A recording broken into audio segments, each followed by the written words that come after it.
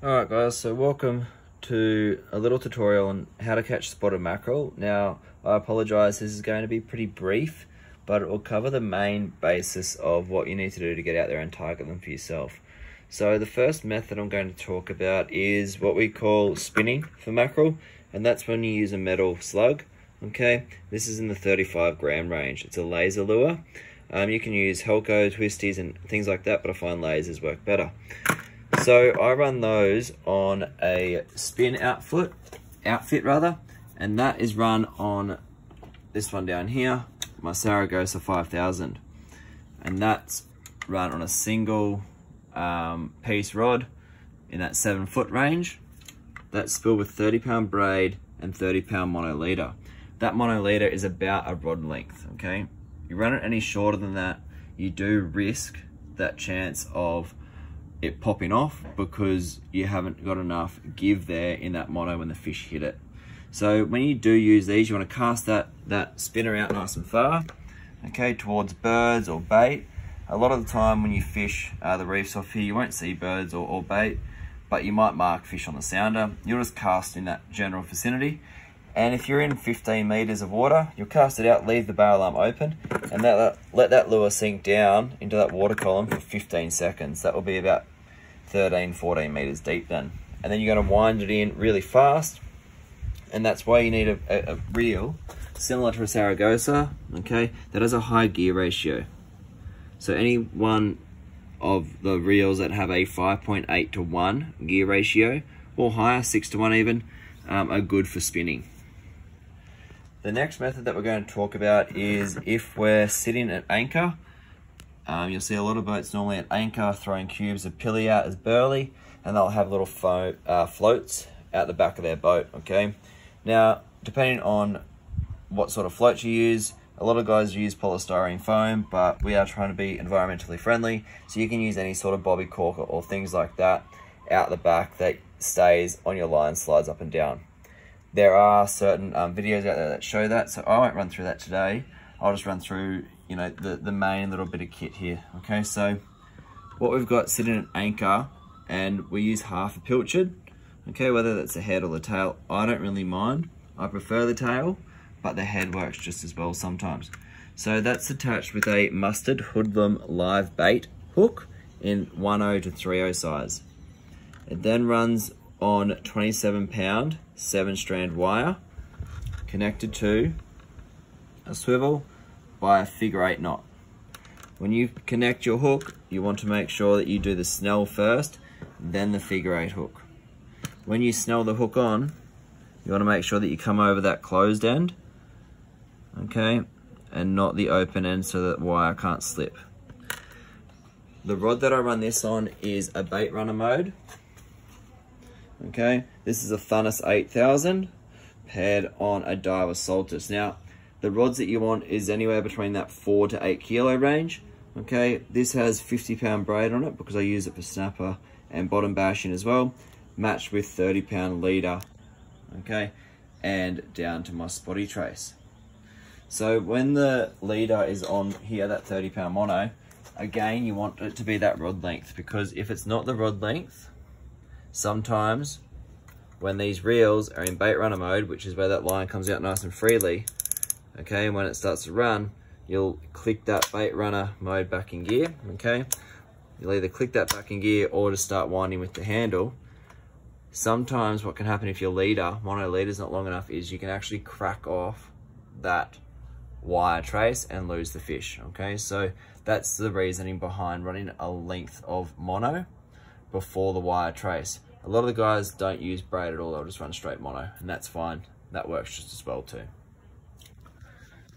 So when we're not at anchor and we're not throwing spinners and we're not worrying about half pillies floating in the back, I might just add in quickly, when we're floating a half pillies back, you want to set the meta required distance. That's why we have the float. So normally you'll set it about 6 to 8 meters deep, okay? And then you put your float on, and then you'll feed more line back behind the boat, okay? So that your float's sitting anywhere between 5 to 10 meters behind the back of the boat. And that reel will be in bait runner mode, ready for that fish to swim off nice and freely, okay? and then you'll click it into gear and use the main drag setting.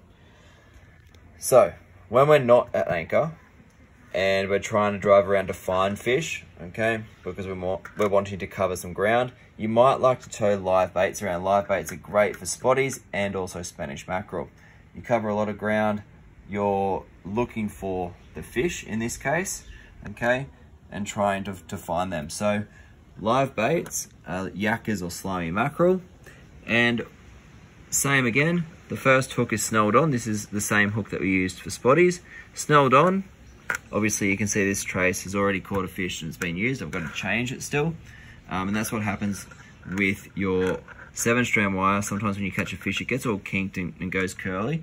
That's why it's always good to have them all pre-rigged and some on hand in case you do catch quite a few fish. So that first hook is snelled on. You can see I left the tag end nice and long. That's because I want to tie a figure 8 knot to this treble, and that's my stinger hook. He sits in the top, okay, near the dorsal fin of the fish, and my little hook up the front here sits in the nose. And then I just troll that at about 2 knots behind the boat. I let it out about 30 meters behind the boat. That's live baits. If we don't want to troll live baits around, we can troll pilchards around. Now this is called a button rig, okay? A lot of the kayakers use this style of rig for chasing spotties, and you'll see them paddling around. And this is what they've got, okay? They've got some, or this is what I run, I should say, single strand wire, okay? Connected by a haywire twist. I've got a skirt, a squid skirt, a nose cone or a bait spring, down to another haywire twist, to 2 offset hooks joined by a swivel. That just allows our live bait to swim nice and freely. Now that sinker rather, is just cut in half with a hacksaw and squashed back onto that hook with pliers and a vise. Okay, so that pilchard rather sits down in that water column at about 3-4 meters deep, because you're only going to be trolling at about 2 knots as well, similar to the live bait. So once you've measured out your pilchard, you're wanting to line up this very long tag end that I've left, okay, this very long tag end from our haywire twist with the nose of the pilchard. So that will go up through the chin and come out through the top of his nose or the top of the head. You then run down your bait spring or your nose cone and thread the wire onto it. So you open that up and thread it through, okay?